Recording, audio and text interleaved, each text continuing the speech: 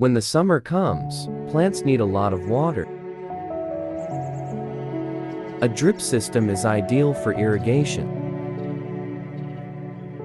At the beginning of this method, we take a bottle filled with water.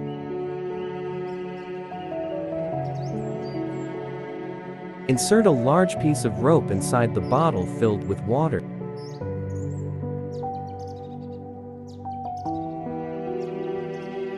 Then insert another large piece of rope inside the bottle filled with water.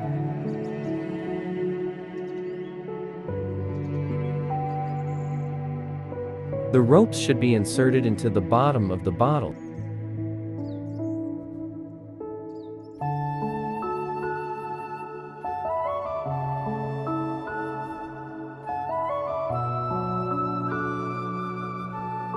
The ends of the rope should be tied with a stick and buried in the ground.